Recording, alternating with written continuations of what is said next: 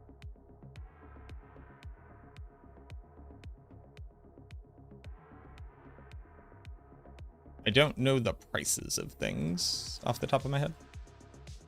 That is not one of my strong suits. I don't like keep my ear on the market. The answer is probably expensive. And people would probably pay whatever for it since everybody has billions of gold at this point.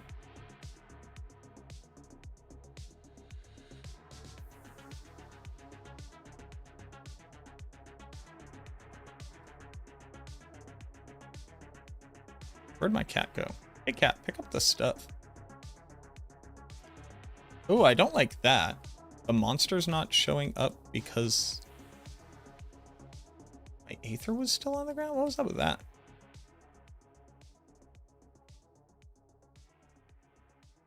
Do do do do do do do do do do do. Mm-mm. Mm-mm. Do do do do do.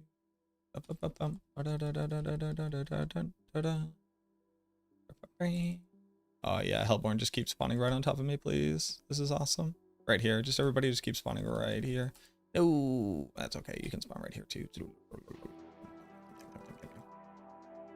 Meow mix, please deliver.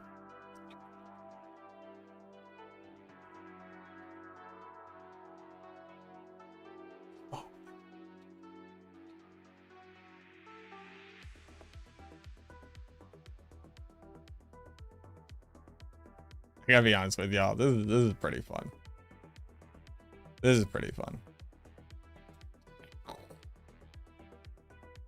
The issue being that the gear is now getting like specific enough where if they fix this, like if they deactivate this aspect, and they should, I cannot stress that enough. They absolutely should fix this. But the gear is going to be useless for anybody else. I think the video that I record is, I'm going to put a huge disclaimer. I'm going to start with the disclaimer. Aether Fiends do 2. Aether Fiends. We're not actually going to get Aether Fiends. We're just going to get Hellborn at this point.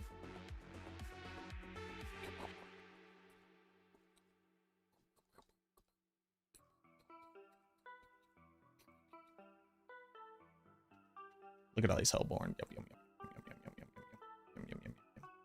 Zoop. Jump over here, idiot.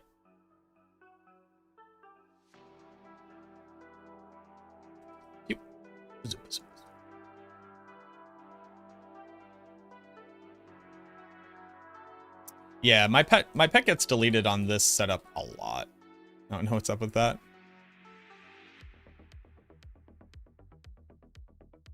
Zoop, zoop, zoop.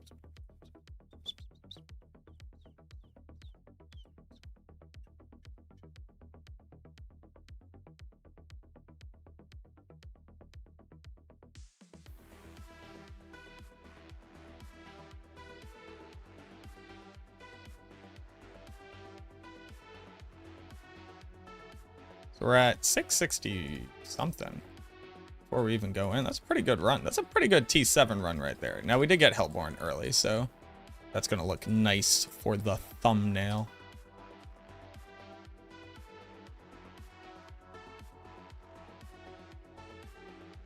Now who do we got here? Brem? No, we got Gelub. Where's Gelub? Hey, Gelub. Oh, no, you don't, Gelub. Get over here. Get staggered, idiot. Maffer. Maffer, get closer. No, Maffer, walk over. Maffer. Yes. Get 2 of them going. Yep.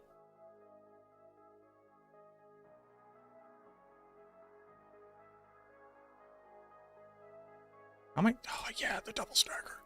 The double stagger is huge. That's some Gelub clear speed right there. Gelub.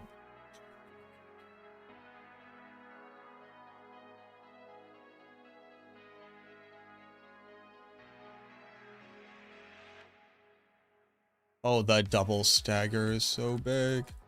Get over here, Brem. Yeah, get your little buddies over here. Your little buddies. Yeah, look at all those procs.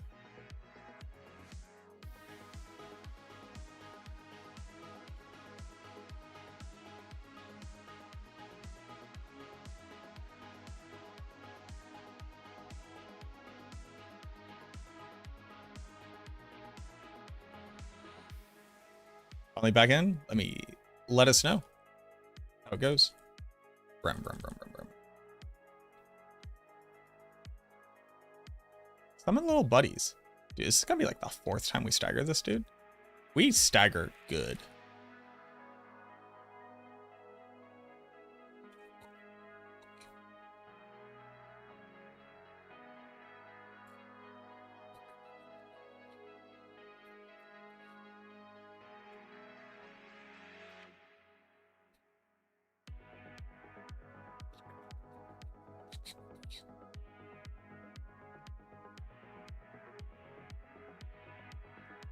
$718 clear. Big, big, big.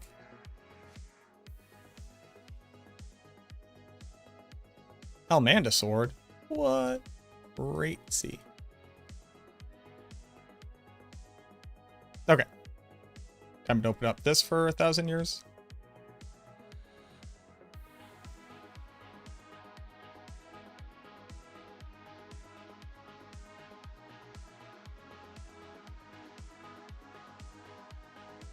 This doesn't record it though.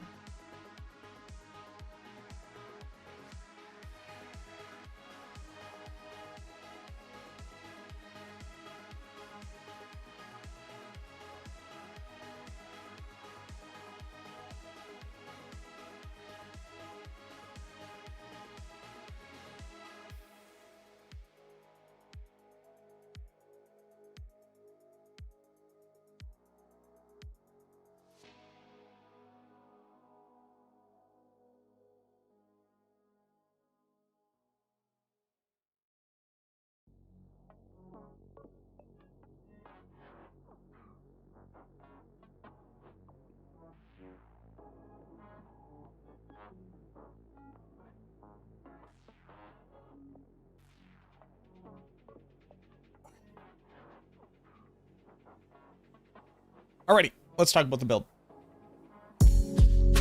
First, let me get up and run to the bathroom.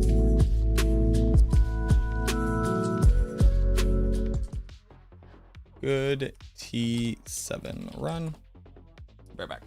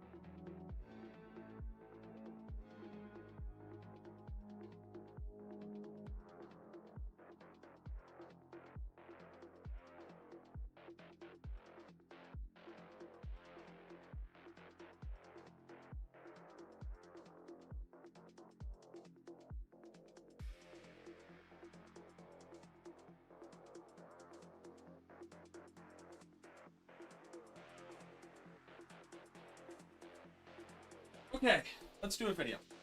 Well, first off, let's talk about the list of bugs, right? Yo, Aaron with the raid. Do I stream later than all your buddies? I appreciate you, man. Thank you for coming through again. Welcome back in Aaron and Aaron's chat. My name is MacroBioBoi. I'm one of the people on one of the podcasts. We are playing this build. Just for people who haven't seen it, we're playing this. This is what we're doing. Infinite Blood Mist forever, forever, forever, forever, forever. So, let's make a list of the bugs that are at play here. List of bugs. Creeping Mist on keyboard. Infinite Blood Mist. Wither node. Scales Andariels.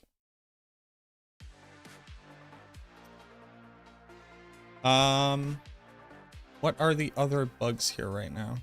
'Cause there's like 5 bugs deep, right?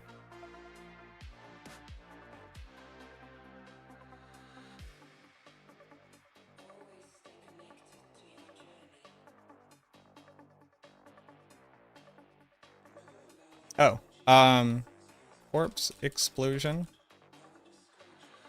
doesn't proc on skill bar.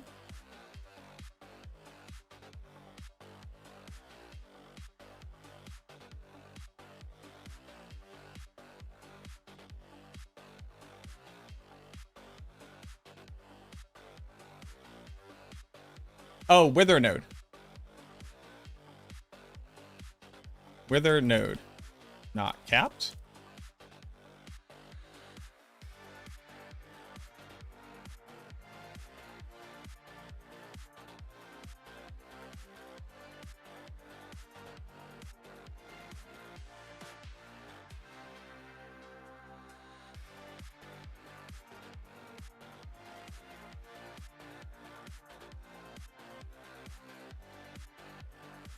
I haven't activated Scourge.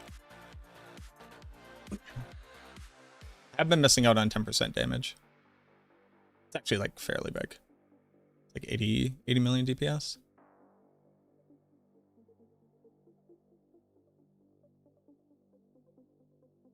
Oh, and the snapshot.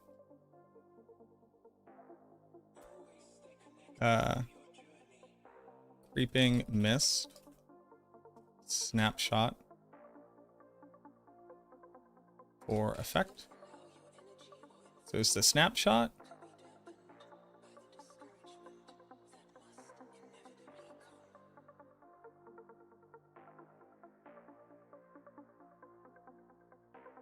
Five bugs. Or 1, 2, 3, 4. Yeah, that's 5 bugs.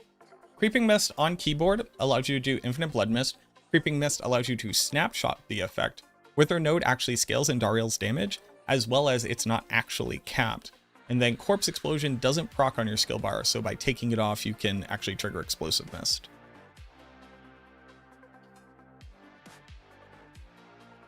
Was there anything else? But shoutouts to Aaron.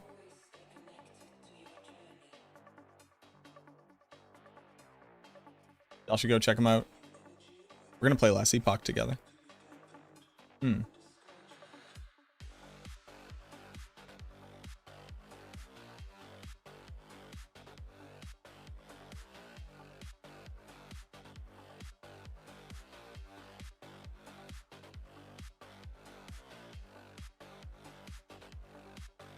What class? I'm not too sure. I had played, obviously I played the Acolyte. I played the Lich Mastery or whatever before.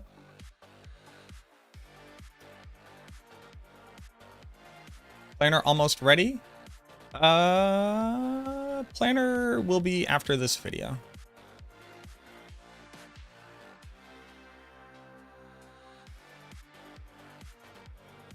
Okay. Let's do it.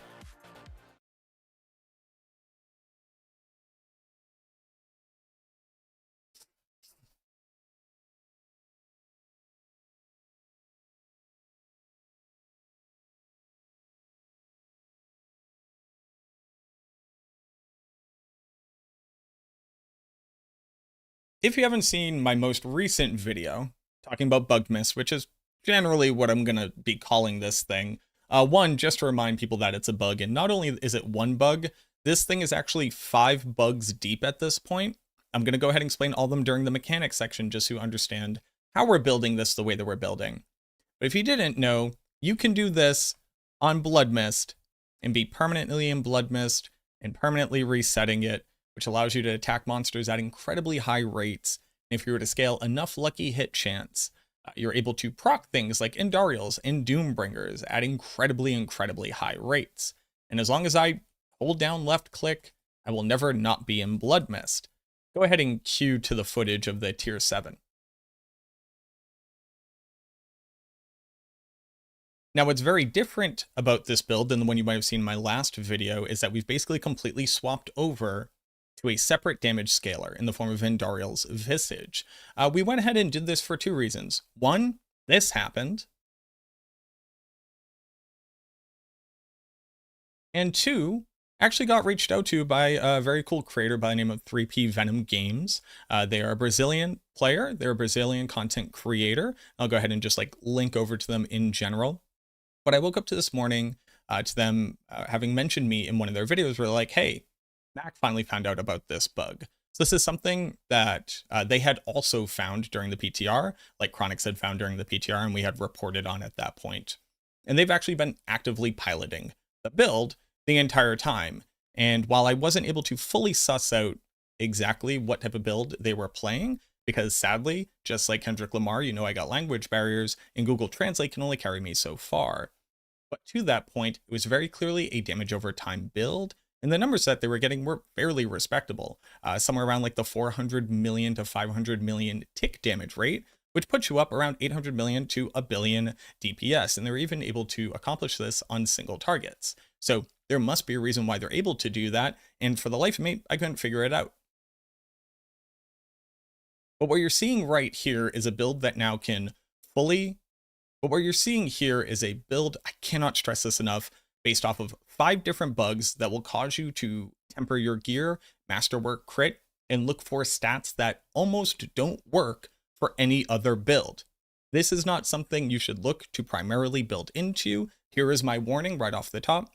This is something that if you are bored right now and you got stuff lying around, you should at least experience it. It is a bug. It will get fixed, hopefully. It's something that we had reported before. I've re-reported it most recently, and I just assumed that hey, probably won't see a fix of this until the expansion or a hut fix that deactivates the aspect. So you have been warned. Don't waste the stuff if you don't got it to try out this weird pet build. But the reason why the build is working at the rate that it is, and you're seeing it kill the bosses at the speed that it is because of Andariel's Visage. And the fact that not only is it weirdly bugged, or at least if it isn't bugged, it works differently than damage over time normally does for a Necromancer, so I'll explain that as well. But it also turns out that the Wither, legendary node in our Paragon board, works on all damage over time and not just shadow damage, or at the very least, it works on poison damage over time, which is what Andariel does. So that's right, we actually do have a way of scaling Andariel's Visage right now, which again is another bug since Wither is only supposed to work with shadow damage over time. Also, the Wither node is not actually capped like it was meant to be this season, so that's a secondary bug that allows us to scale this damage. But what it means is that we're able to activate certain multipliers in our build, like the Blighted aspect to get a generic damage multiplier, use other generic damage multipliers like Great Feast, as well as Creeping Death, put on a ton of attack speed, a ton of lucky hit chance, and what you end up with is a build that can successfully trigger Andariels at high enough rates to get up to a billion DPS, once all your buffs are there and if you actually successfully trigger it at a fast enough rate. But now that I've shown you the build, getting a really good score on a tier 7, obviously it could also do tier 8. I think right now with the gear that I have, it's not cut out for that. My gear is absolutely trash for this build. I have 3 GAs that matter. I haven't even fully masterwork crit everything, and the majority of my rolls are pretty subpar, but this thing has a pretty decent ceiling of additional growth. So let's go ahead and look at the major changes, which is going to be the gear, because everything else just kind of like plays off of that in simple ways. I'll always have a planner linked down below. You can go ahead and check that out if you just want to look at that while I'm explaining stuff. But I want to talk about first the mechanics of the 5 bugs, because I think that this will help to explain everything else. And it's something that I'm getting a lot of questions on while I'm piloting it, as well as in my comments, because, well, it's not very intuitive. Starting off with Creeping Mist. If you put Creeping Mist onto your build, either on your boots or on an amulet, you are able to permanently recast it. The way that this works seemingly only works on the keyboard and mouse setup. If somebody can find a way to get this to work on a controller, I think that would just be generally cool so that more people can play it, like on console. I personally have not found a way. But putting Blood Mist onto your left click, and then hitting the normal keybind for the hold still button. So for like basic keybind, this is, but by holding down left click and then clicking the normal keybind, which is typically left shift, you will activate a skill. So for another example of this, let me just like very quickly put a different skill onto my skill bar. Right now, as I'm moving around and holding down left click, nothing happens. When I hold shift, it will then begin using Reap. The same happens for Blood Mist. Holding down left click and then hitting shift. You'll see that Blood Mist starts going on cooldown. Hitting shift again will recast it. As long as you never let go of left, you can just continuously re-click shift. Holding down shift has some additional benefits, which is that we have such fast attack speed that Blood Mist's attacks actually run out. So at the attack speed that we're doing, basically at this point in the duration, Blood Mist is no longer doing its drain attacks that it does on targets. Doing the drain attacks is incredibly important because that's what we're using to trigger lucky hit chance at incredibly high rates. So while you're standing still, you basically want to be holding down shift and left click the entire time. And then you'll notice me in the gameplay kind of stutter stepping around. That's to be able to get closer and closer to other monsters, because there's a lot of weird stuff that goes on within Andariel's Visage.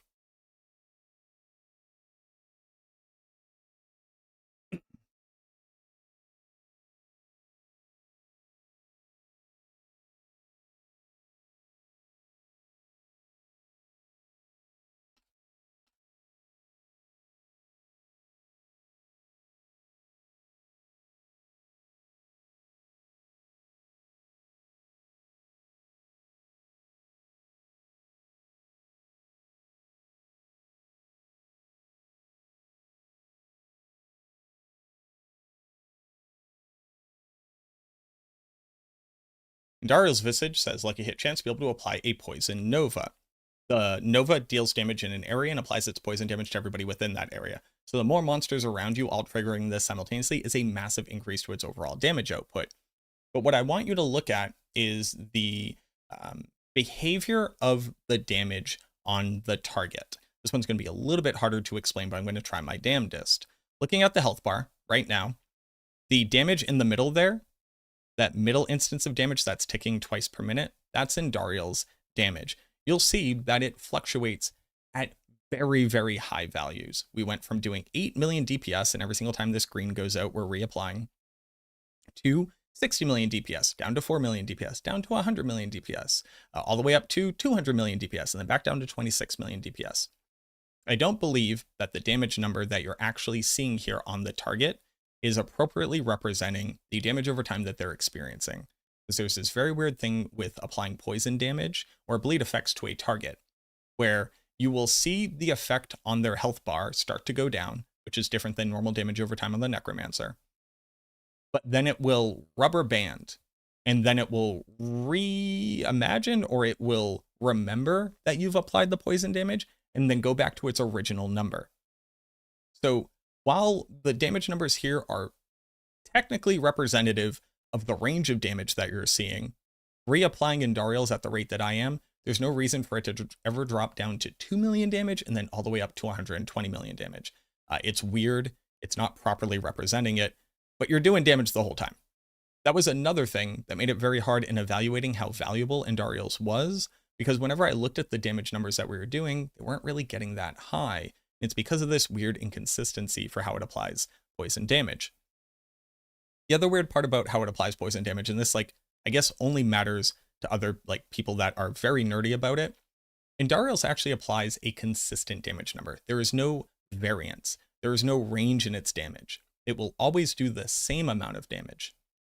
The thing, though, is when you apply poison damage, the next time that you apply it, it takes the remaining damage left on the first instance, takes that, adds it to your new damage instance, and then redistributes it over the full 5 seconds or 10 damage instances. So if it does 10,000 damage per tick, and you apply a second wave of it, as opposed to getting 20,000 damage per tick, you'll get 15,000 damage per tick, because you reapplied it halfway into the last one, so it takes that damage, adds it to your new one, and then redistributes it. That might be part of the reason why the damage numbers are so inconsistent, because this works incredibly differently than something like Corpse Explosion, which will just continue to add the new Corpse Explosion's damage to the total amount of damage being dealt, and doesn't do this weird like truncating and redistribution thing that poison damage does. So like, you can't really trust your eyes, but it is working and you are doing damage. The only other thing, and the issue here is that I kind of just do too much damage, but if you were watching during the footage, you'll see that the poison damage that I'm doing like just kind of goes away every once in a while and then like hyper accelerates, and then it looks like they gain all their health back, but then it remembers it. None of that's really happening. I think it's just the server can't like communicate to the client what the monster's current life and degeneration rate is. So it's just spazzing out. Okay, cool. Visual bugs aside. So I guess we're 6 bugs deep, because those are like visual bugs. The server's just not properly communicating what kind of damage you're doing.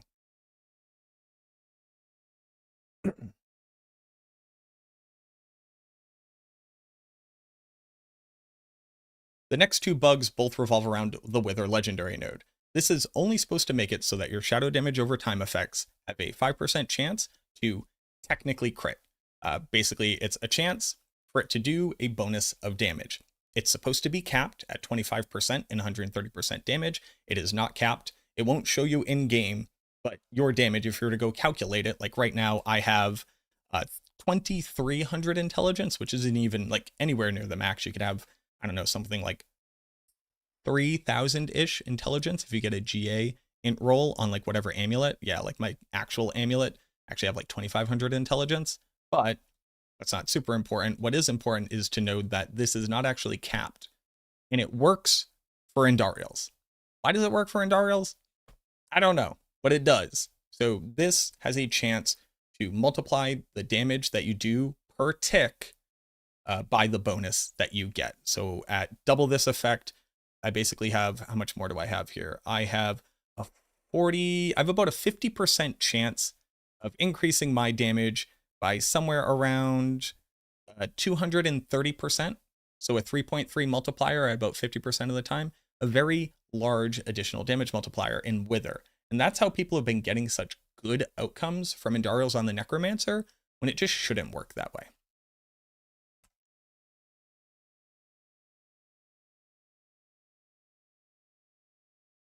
The last 2 bugs are one for pure functionality. So this one is very, very weird. It's just so bananas that this is how it works. Right now, I'm going to go ahead and cast Blood Mist. And you'll see that I'm successfully... So right there, while having Explosive Mist up and while having... Why did that just work, actually? Was it just Sacrilegious Soul was stopping it? Probably.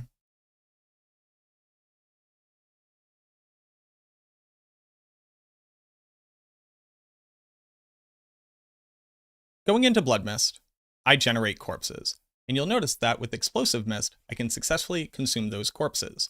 The issue with my previous video was that for whatever reason, if I were to put on Ring of Sacrilegious Soul, it can't cast Corpse Explosion with Corpse Explosion on your skill bar. So if you're ever running into the issue of the Corpse Explosion from Explosive Mist or Sacrilegious Soul not working, well, Sacrilegious Soul will never work. So if you're ever running into the issue where the Corpse Explosion is not actually triggering, even with Explosive Mist, you just have to take Corpse Explosion off your bar. You quite literally only need this one skill on your bar, nothing else matters. But that was a weird bug that we were running into where Sacrilegious Soul was stopping the Corpse Explosion from being triggered even from Explosive Mist, and is a reason why that was happening and why I was like still using it in the last video too, because I had a secondary bug where I was still considering to be eating the corpses. People had questions about that.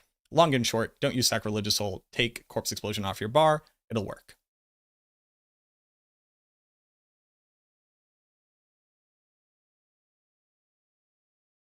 And then the last bug, the last mechanical bug that you need to understand about the build is a way to get the largest total damage bonus out of it.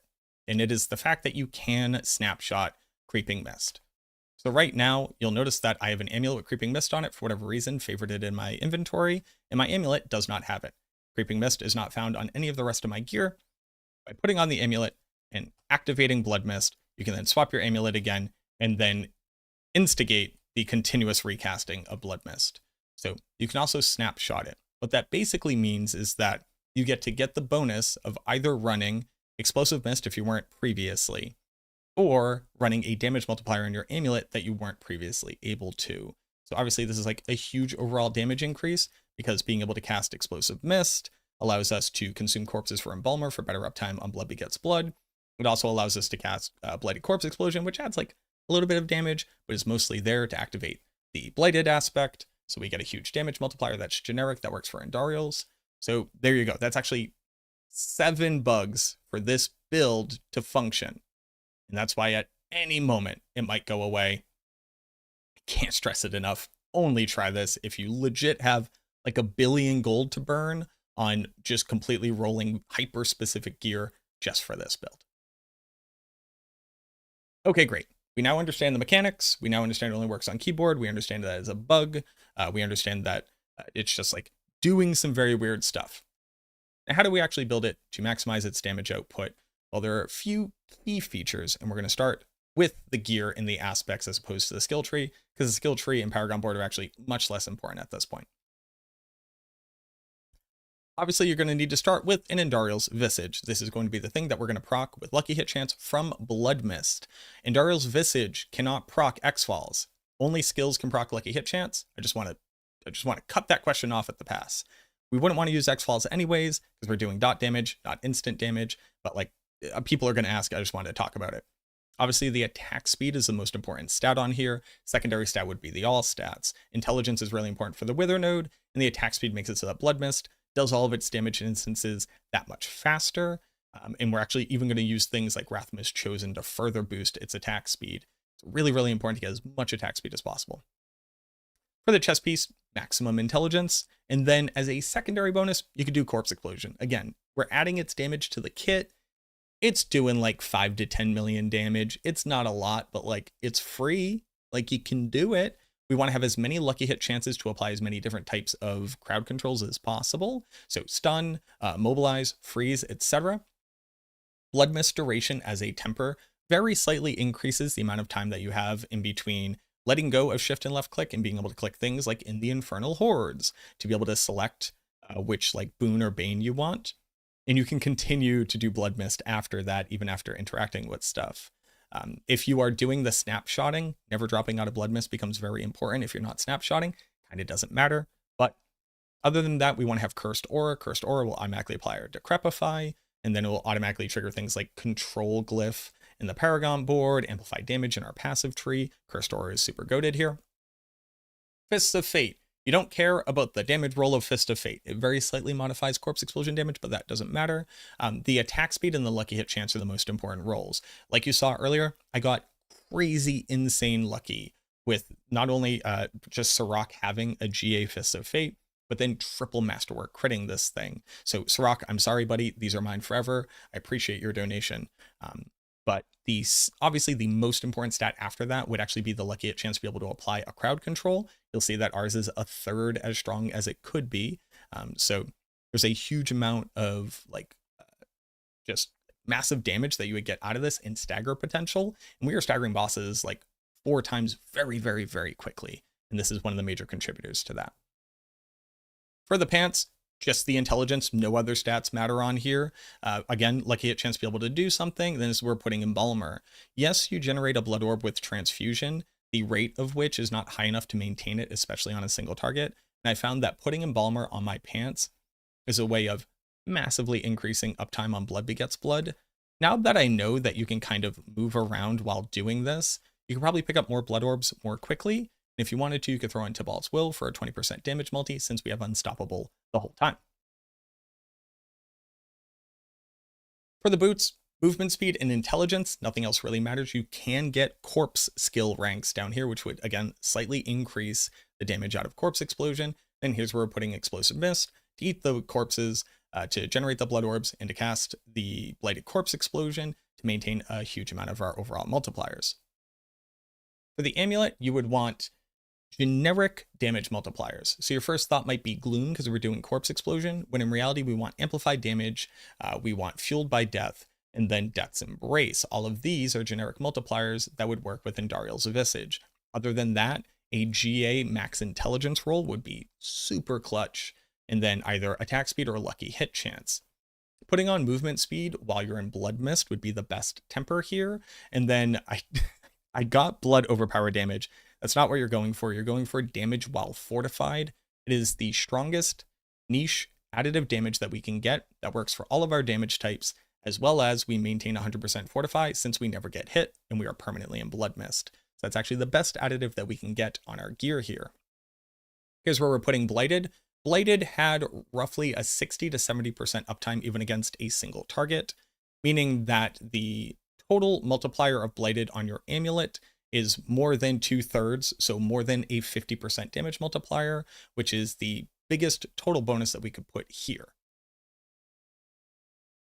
For the rings, intelligence, attack speed, and lucky hit chance. You want damage while fortified. The second temper doesn't matter. I just have random ones because you need that to masterwork. Here's where we're putting Creeping Death. Now, Creeping Death on a two-handed weapon for clearing out the hordes is very, very good because you apply a ton of different CCs to monsters. But I found in all of my testing that while, yes, that gets me the biggest damage bonuses against elites before I stagger them, the damage only applies to bosses when they're staggered. So not having a 90% damage multiplier on my weapon for the whole fight against bosses versus what this would be, which would be an 80% damage multiplier, just didn't make up the difference there. Yes, you would do better in the hordes. You would do strictly worse against the bosses. And I think that that's ultimately where you spend the most of your time fighting stuff. Now, if you're a lunatic and you're trying to do like Aether Lords, nope, that's nothing.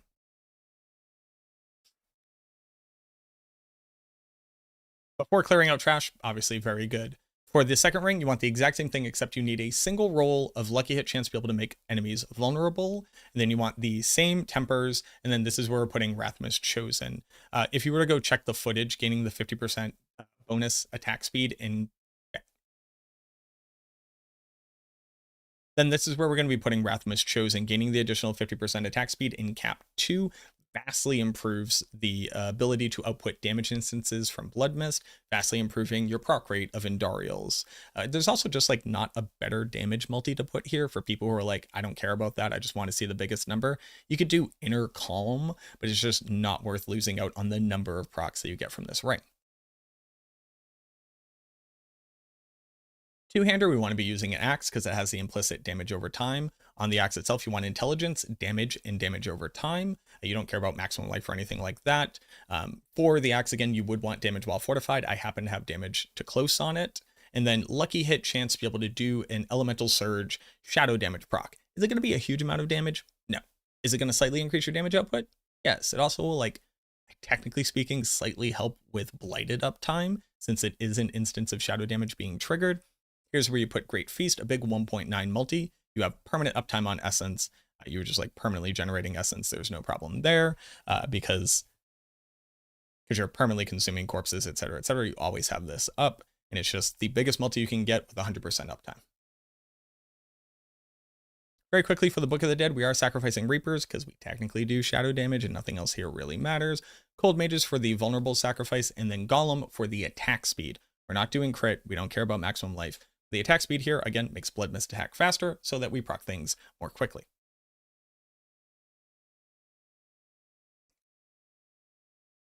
I'm not going to go super in depth into the skill tree because one, I've already done it, and two, it's already there in the planner. The big changes here are that obviously we're still maxing out Hued Flesh, only need the 1 point in Blood Mist. We don't care about its cooldown. You want to generate corpses, maxing out Corpse Explosion with Blighted Corpse Explosion, using Fueled by Death, using Decrepify. You'll notice that we're very specifically using Horrid Decrepify.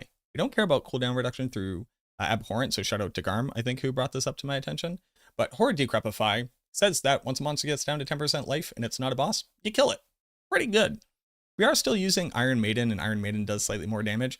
It's not anything really important, but like it kind of adds on there. The points into Death's Embrace, I had an extra point for Death's Approach. Here, we want to max out Transfusion, max out Drain Vitality, because we want to get fortified as quickly as possible. I'm not really worrying about like doing minor blood damage here. Maxing out the Shadow skill tree, because we do have Blighted Corpse Explosion up. You only need 1 point in standalone, maxing out Memento Mori, and then we're going with Shadow Blight. The Paragon, again, will be down in the planner, but for people who just want to hear me kind of walk through it and talk about it, we're going to go Amplify in the starter board so that the moment that things are cursed, they automatically get this damage bonus. Building up into Wither, we're just doing a minimum investment into Abyssal. We're going to pad through the damage to shadow damage over time affected enemies and damage to elites, since that works with Andariel's. You don't really care about anything else over here, and we want to pick up Wither. While we're pathing through, we always want to normally be doing this, but you want to be maximizing how many intelligence nodes you walk through, just to very slightly increase that Wither damage. Building over into Blood Begets Blood, picking up the big multi here, picking up some additive damage when you pick up Blood Orbs and damage while healthy. This is where we're going to be putting control, because we don't really care about any of the bonuses from the nodes here, so you want to do something like Sacrificial. Building up into Cult Leader. Cult Leader as a willpower build board through is its most efficient. This is where we're putting Dominate. Blood Mist is going to be overpowering at least once per time that you click it. And it's not that you have to do big damage with Overpower, you just have to have overpowered enemies in general to get a 12% damage multi here. Don't sleep on this and don't think it's not working. It does, and it's super good. Building over into Flesh Eater, here's where we're going to be putting Sacrificial, building into the Legendary node, and then all the way up here into Hulking Monstrosity is where we're going to be activating Scourge. Here's the funny part about the footage. I haven't leveled up my Scourge yet. I don't know why. I have to go level it up, but the points that I'm going to show you would activate it if this thing actually had the maximum range on it. So that would be another 1.1 multi that we would have, another 10% damage that I just wasn't showing you.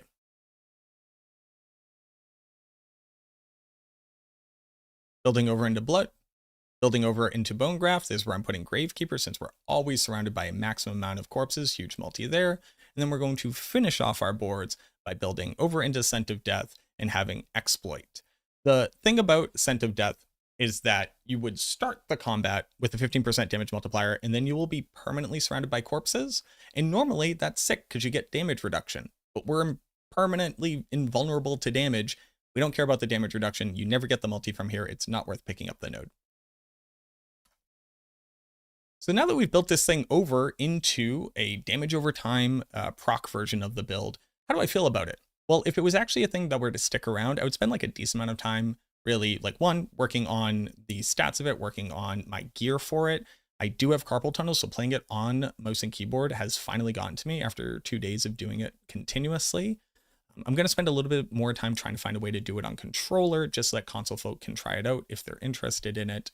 But the build's fairly decent, like 700 plus Aether runs in, I think it was like 14 or 15 minutes. It only has like a 2 to 3 minute long boss fight. Puts this thing solidly in B tier. So if there's an iteration of this that exists after all of this, or just some way of doing Andariel's Necromancer, this could be a fairly solid build, even without the meme of it. Like, yes, you'd have to build in survivability. Yes, you'd have to care about your resistances and armor and maximum life and all of that. But realistically, the majority of your gear already has to have those types of stats on it. So there's a universe where this does eventually transition into something else if Wither gets changed to actually work normally like it should and gets uncapped, etc. But at least for like right now in the current meta, what a B tier build, which is like a lot more than I thought you were going to be able to say about it. Now, I was working on the crit version of this build, which is definitely much weaker than this. But after Masterwork critting on the Fists of Fate, I put Doombringer onto that build, and the damage output from it with that and Rackanauts, you drop Tyraels. Tyraels was kind of a meme. Was getting actually like fairly significantly high. Not as good as this, but more into like the 2 to 3 million DPS range, as opposed to like the 1 million DPS top end that I initially quoted for it. So not as good, but not that bad either. So if that was something you were more interested in, you could definitely go with that as well. Doombringer procs are doing fairly significant damage, and you're able to scale it very easily since it's a shadow damage proc. I do think that there's a lot to be said about this build, and I'm just going to wax poetic now. So if you're done with the build guide, you can stop watching here. Thank you so much for watching. I appreciate you. Like and subscribe if you haven't already. and, do whatever. Do the stuff you normally do. Leave comments, etc. But talking about the build and kind of what it means for the game, this is very reminiscent of the Flame Shield Sorceress a season ago, where the difference between Blood Mist for the Necromancer and Flame Shield for the Sorceress was that the Sorceress was immune to damage for the exact same rate, but was also able to teleport across 3 screens, do all of their damage attacks. They had no restrictions on skills that they could activate, and they just had to click Flame Shield again. The Necromancer, to become similarly permanently immune to damage, had to be in Blood Mist, where you can't activate skills. The best thing that you could hope for is Ring of Sacrilegious Soul and Explosive Mist. And while we used to use that for things like doing Blighted Corpse Explosion, they nerfed all of those into the ground. This build only being B tier when a legendary passive that nearly doubles or triples its damage works for it that shouldn't. Able to snapshot just to have the ability, not even to gain bonus stats, just to have the ability without having to sabotage the stats on your gear and the damage output of it. And permanently being immune and abusing these types of things, and still only being at this power level, I think really shines a light on a lot of those problems that I brought up in my video. I was discussing the video essay from Goblin Inc. from Ruse Cruise of the state of the Necromancer. We almost never get bugs that make us do quintillions of damage. Shoutouts to the rogues out there. We almost never get bugs that make us just level 30 times because we hit a statue. Again, shoutouts to the rogues there. We don't get those bugs like Bulwark Druid back when the game released that was just like unkillable, unstoppable, and just hit the entire screen. This many bugs coming together makes the Necromancer a B tier build, and most people won't play it because it's incredibly boring. It's just holding down a single button and isn't visually interesting or compelling to play. Is it cool to be unkillable? Sure it is. Does it also just like not perform as well as Blood Surge, which is similarly unkillable while doing all of its damage skills? No. Is it similarly outputting the boss kill speed as something like Bone Spirit? Absolutely not. And I know I'm now beating a dead horse, and I'm banging a drum that probably doesn't need to be heard because we have the expansion right around the corner. We have the campfire chat for the PTR tomorrow, depending on where you see this video.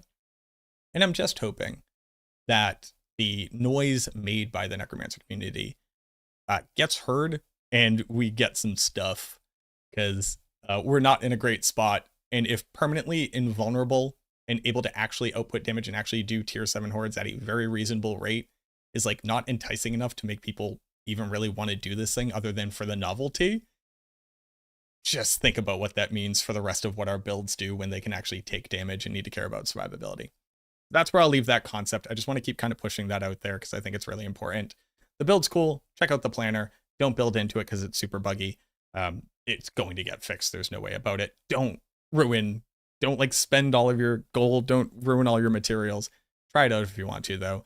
Thank you very much for watching. I'll go ahead and plug one more time. Subscribe to the channel if you're new here and you made it all the way to the end and that impassioned speech really resonated with you in some way. Or if not, still just click the button. It's free and it would really help me out. Leave a like on the video, leave some comments, ask questions, concerns, ideas. What have you tried? What have you been looking into? What bugs have you found? I'm always down there. If you'll notice, I answer and read way too many comments. So I will be down there. I will see you. I will hear you. Thank you so much for watching this video. I truly, truly hope that helps. And I look forward to seeing you in the next one.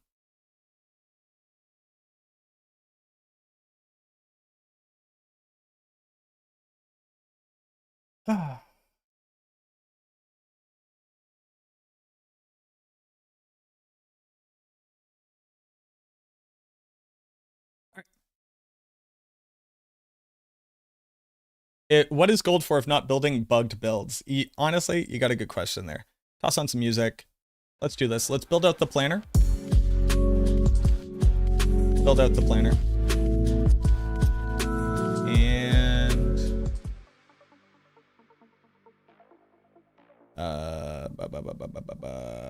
bugged mist.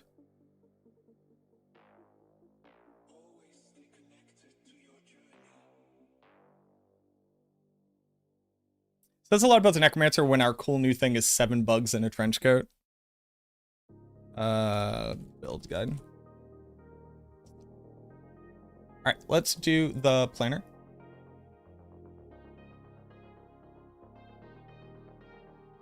Oh. Oh.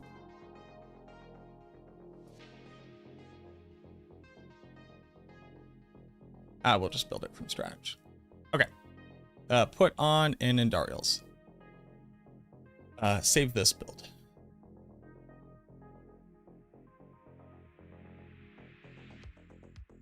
Bugged, missed. Let's go. So 12 out of 12 masterwork. We would want this and that. We would want this. For the armor, what do we want here? Explosive mist, sure. Well, no, people are gonna get confused if I do it like that. Cursed, aura. Is that where I had it? Yeah. Corpse explosion, int. Is there anything else that could be here?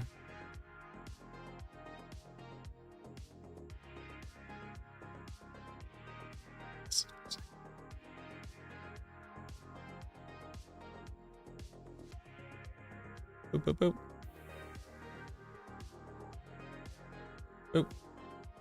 Boop. Fist of Fate. Yeah, yeah, yeah.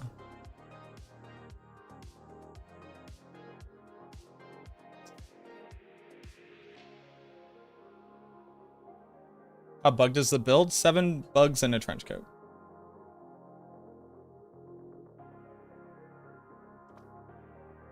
Got an in-progress planner to link in chat? No, I do not. You'll get one. You'll get it. You'll get it when it's done.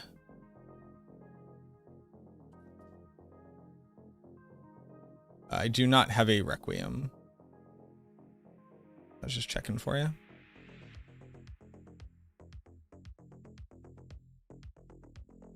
I don't even think you would see anything until it's updated.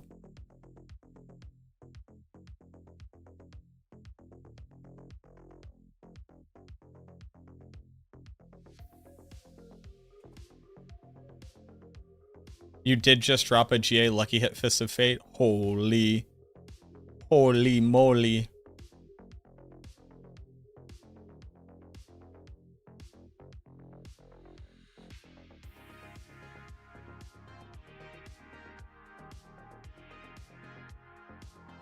I'm not even going to show it with other stats. Like, the other stats don't matter. You'd be like, but what about the other stat? Impairment reduction. Dodge chance, just in case you accidentally click it, I guess. I didn't put tempers here.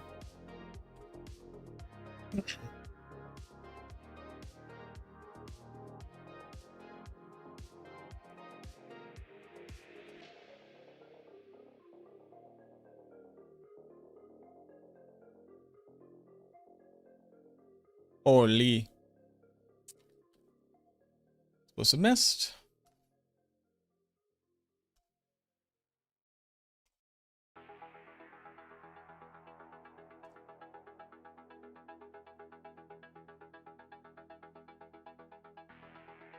Excuse me.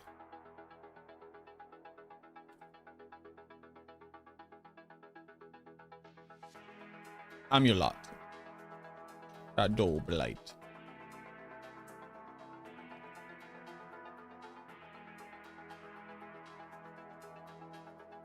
No max life? You don't need it.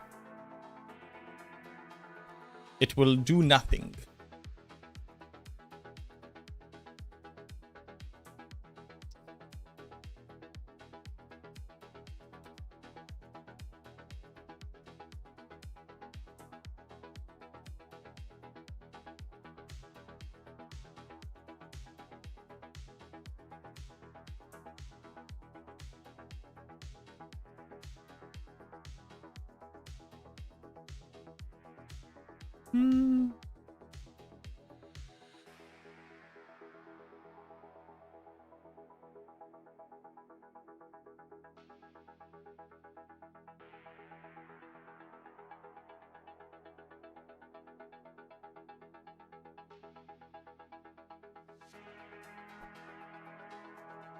This is a bad build and you shouldn't play it.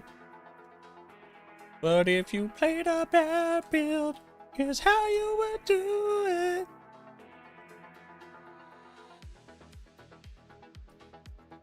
This is a bad build and you shouldn't play it. But if you were to play the build, this is what you do. It's a bad build. Bad build.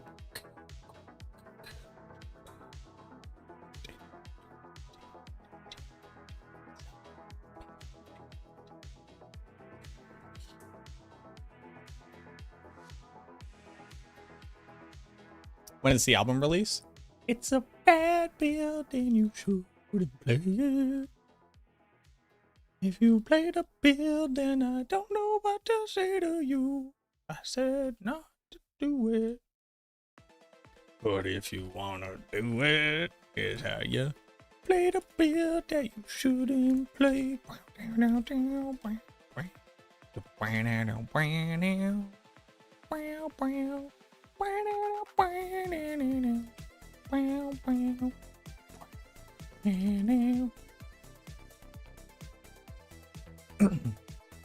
You know what I mean?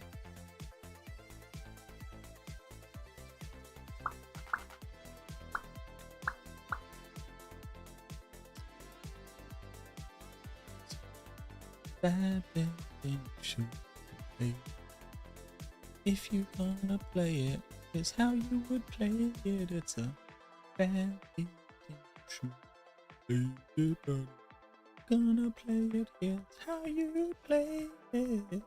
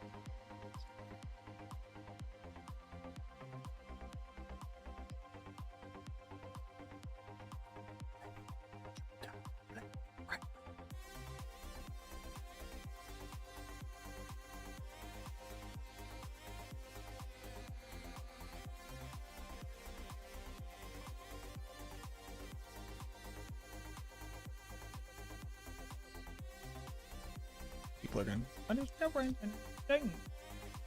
Yeah, yeah, I don't fucking, I'm not perfect. Leave me alone, I'm not perfect. Cult leader.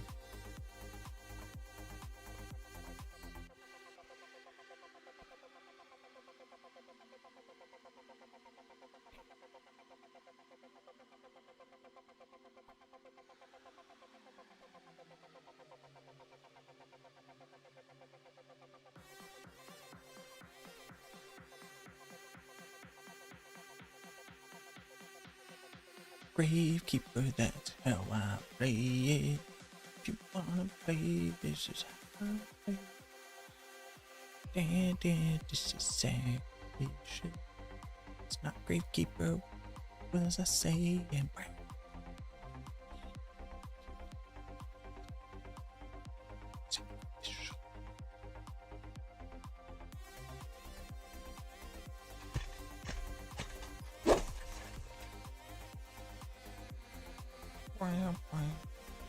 Come on, Dusty. Come on, guy.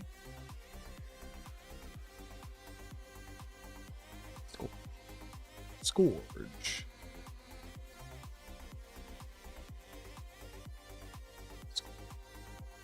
Spooky Jabs. Thank you for the follow.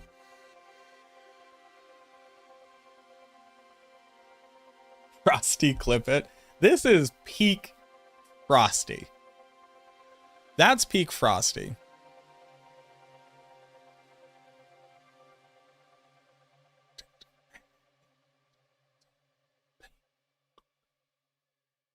Hello. I have a question. I hopefully have an answer for you.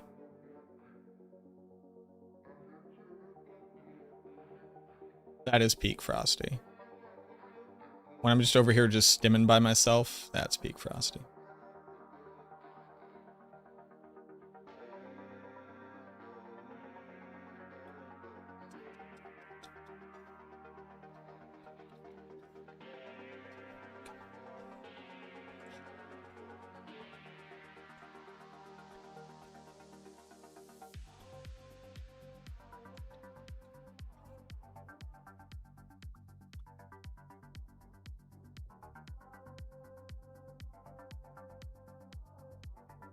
Whoa, I put exploit here? What did I put here?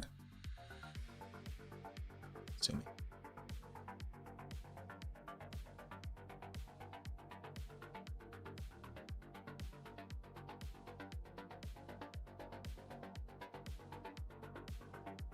Are you tripping, or does the Flurry Rogue build on max roll look outdated or weak? I think you're talking to the wrong guy.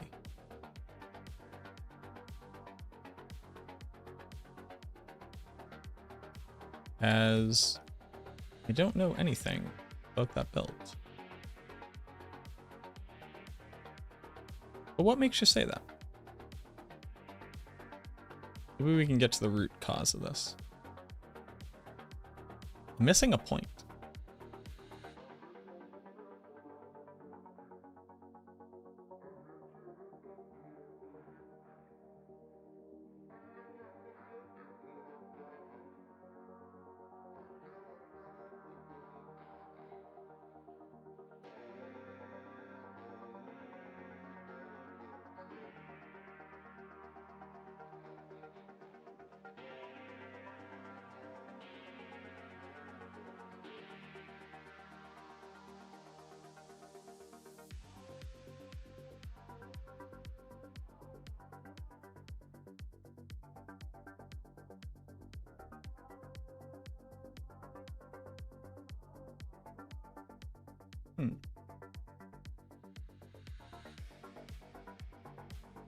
Let's go look at Flurry Rogue.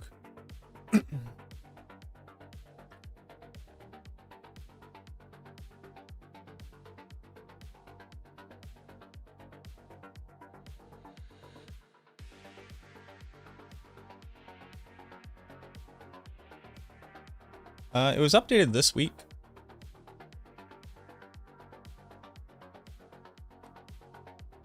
Added an Andy's Flurry variant.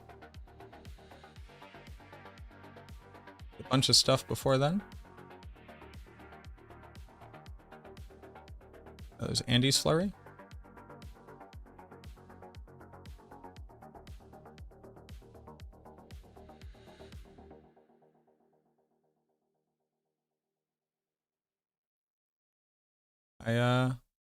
I don't know, boss.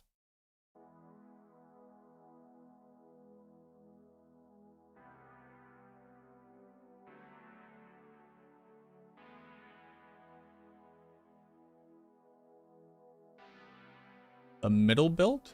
This one? So a non-Andy's variant of it?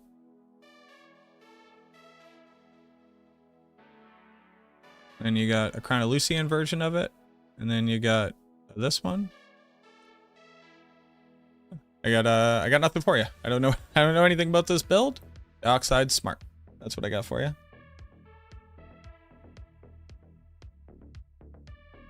I need 1 point.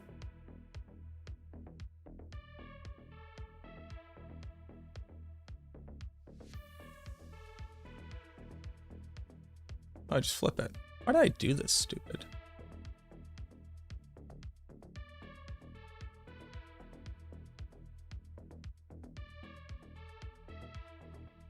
Yeah. Nope.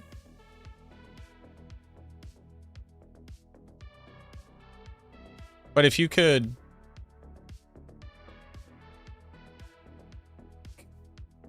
If we could get to whatever the thing you think is wrong about it, maybe?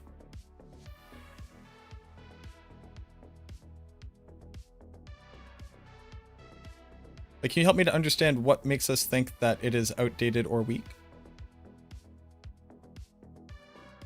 Maybe that would help. That would get us to the bottom of things. I went from having less points to having more points.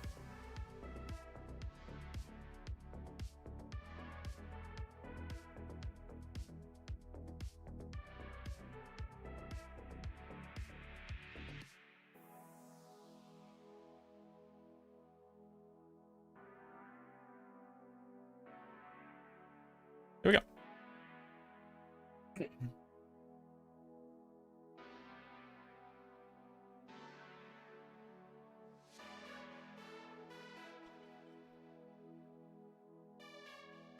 Here you go. Here you go, you fiends, you absolute. Here you go, you fiends. All of you.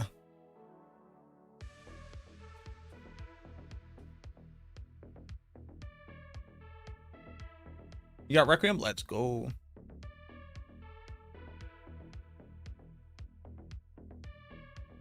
You have 900 critical strike damage and it has like 300? Are you talking about here?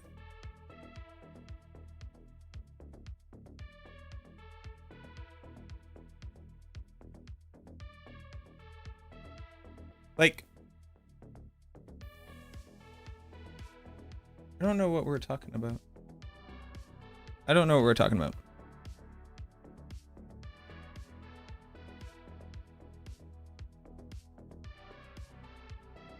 So okay. And I'm not trying to be an asshole here, but I'm trying to contextualize the questions that are being asked. The question was, is this build guided outdated or weak? Because in your current gear journey, you are stronger. You believe that you have better gear than the current recommended stats for the endgame variant.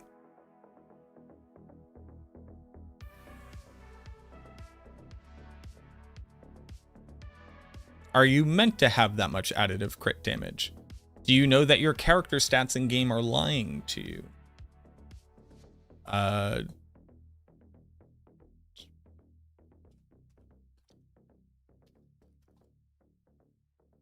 Like,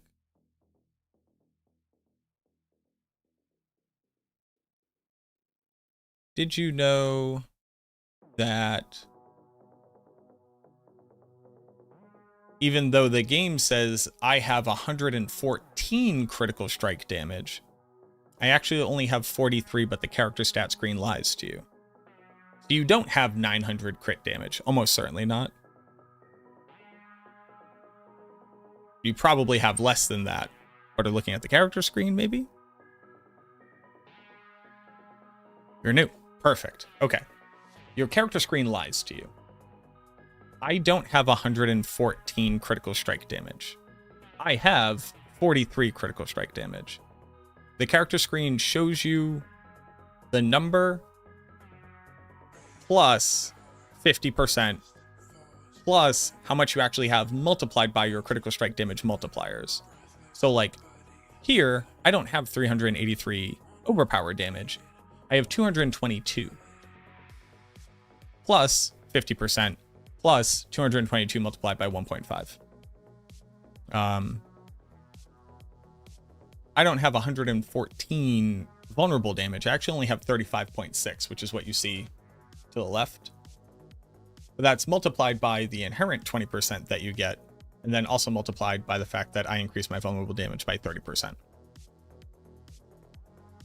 So if the question is, if my character screen is showing more stats than the planner's character screen, that might lead to some confusion. But that doesn't make the build guide outdated and weak. Those are like a weird way of attempting to quantify the phenomena that you're looking at.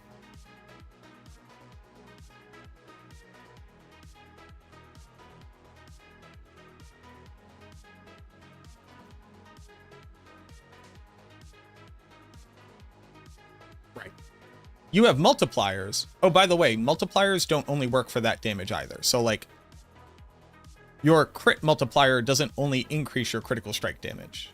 If you crit, it increases all your damage by that amount. So don't let that misguide you either. Like I have this thing that says you deal increased critical strike damage. But like look at this. I have no crit damage, but now I have 102 crit damage. And when I put this on, I have 189 crit damage. That's because the game tells you that this only works for additive crit damage, when in reality, it just says if you crit, you do 35% total bonus damage. Game's confusing. I have a video on my YouTube channel. If you like look up MacroBioBoi, how does damage work? I have a video that will walk you through how to understand where your damage comes from and how damage works, and roughly how to conceptualize like calculating that kind of stuff. Very few things here are accurate.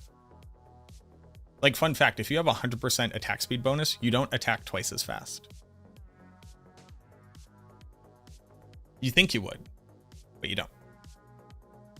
It's not how that works. It's insane.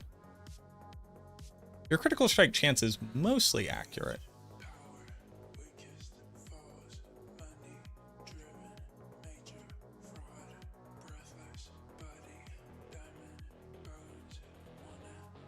But yeah, like the builds might have like different mechanics that are really important. Like let's go look at this one. What was it? Endgame Necro or Endgame Rogue. Worry. This one.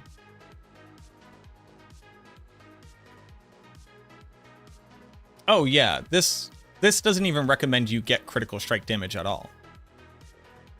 Doesn't even recommend that you crit cap. Yeah, this build isn't meant to stack crit damage, actually. That might be like really, really helpful to know. So this version of it, the endgame version of it, is actually putting on additive damage per Dark Shroud Shadow. So you don't even want crit damage on this build. At least not on the typical variant of it.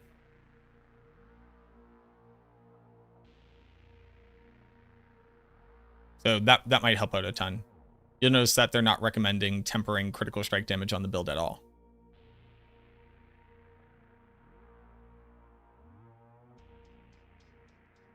There's no way triple masterwork critting the damage. Is that accurate? The additive damage?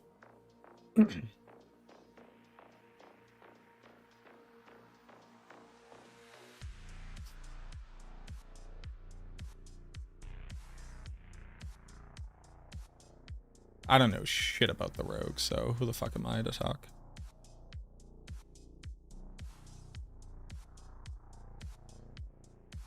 Ultimate damage, we love that.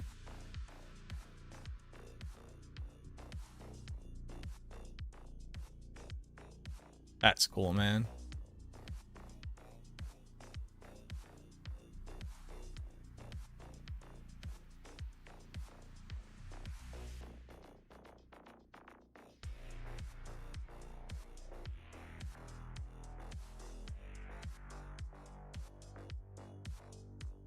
Oh, you're probably already attack speed capped, I would assume.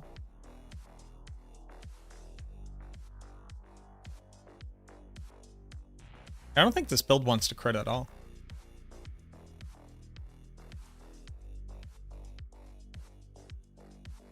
Didn't like the focus on ultimate? Well, none of this is really focusing on ultimate, is it? These are just additive damage for your ultimate.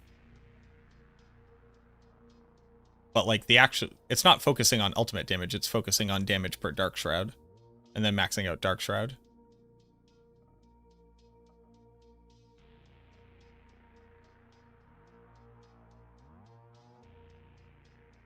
Because of no witness.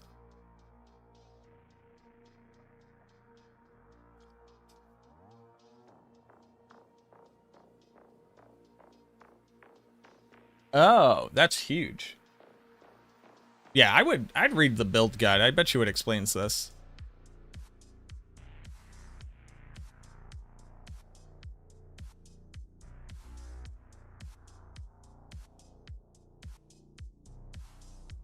I'd read this thing. This thing seems good. This works as a multi for all of your skills based off of your ultimate skill damage. Whenever you click Rain of Arrows.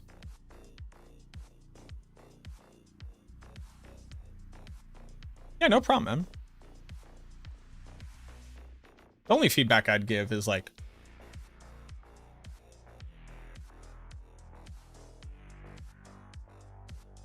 outdated and weak are like really damning comments to make about a build guide. So it's just like, it's a really aggressive place to start off from, when the reality is new to the game, not quite sure of the mechanics, and not building it according to the guide.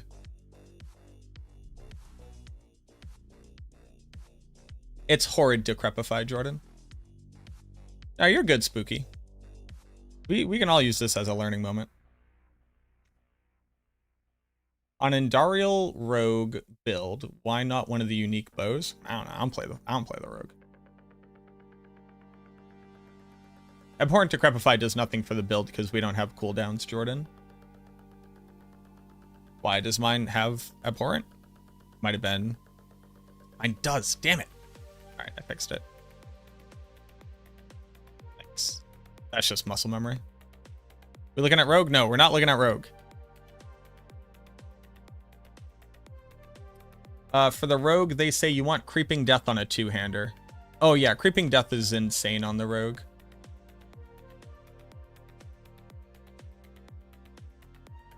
I don't know why, but it's insane.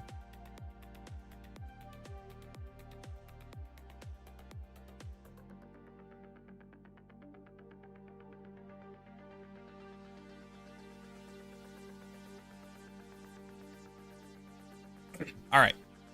All right, y'all. I'm done. Ended stream a little bit earlier, about a half hour early, but what can you do? Tomorrow. Oh, boy, howdy. Tomorrow. Tomorrow. Tomorrow, tomorrow, tomorrow.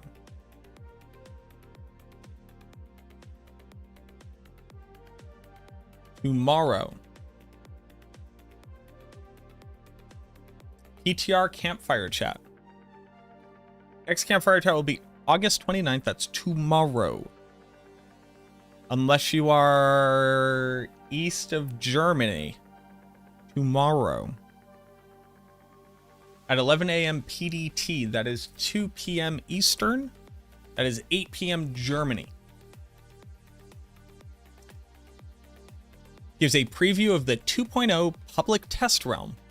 2.0 public test realm. You're an Associate Director of Community, Adam Fletcher. Love you, Adam. Lead Live Game Designer, Colin Finer. Love Colin. Systems Designer, Aislinn Hall. Have I met you, Aislinn? I'm sorry if I have. I apologize. Almost certainly a phenomenal person. Game Designer, Charles Dunn. We love Charles. Expert Game Designer, Jivun Sidhu. I don't believe I've met Jivun. If I have, I apologize. You're probably awesome. As they reveal what is to expect in the test realm. Also detail how to access the PTR. It's available on PC for Battle.net users. PTR allows you to get your first taste of the changes coming in our next season, which is also the expansion. Listen closely to the community's feedback and adjust before this season arrives. Also be a Q&A segment. Tomorrow, 2 p.m. my time, 8 p.m. Germany time. And if you determine where you are from Germany.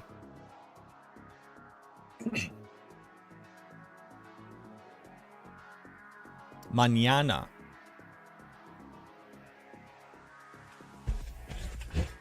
$2 a.m. my country? What up, Jack? 2 a.m. your country? Jack, we've doxed you before, right? Where's 12 hours ahead?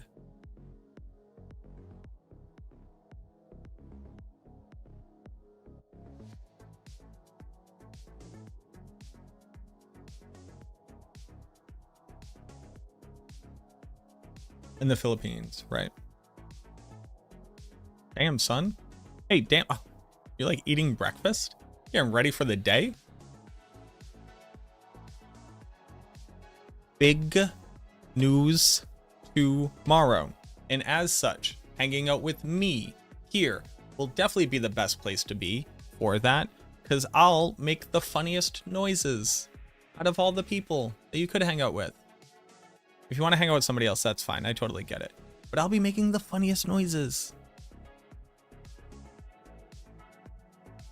Funniest. Spiker, thank you for the follow. Okay, let's go ahead and bring y'all over to somebody else. Who's streaming? Rob.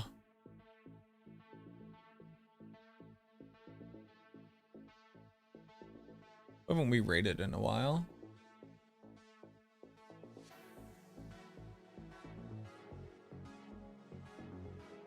Xbox is streaming. You know, I've streamed on the Xbox channel. That was cool.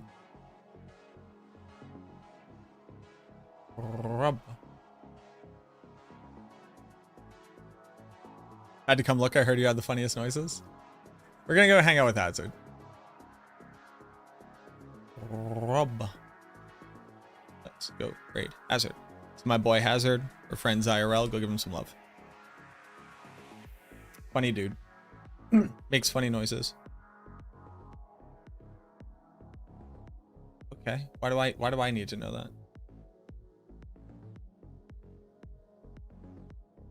Alrighty, y'all. As always, auf Wiedersehen, au revoir, arrivederci, sayonara, so long, ciao, kapkun krap, sawad.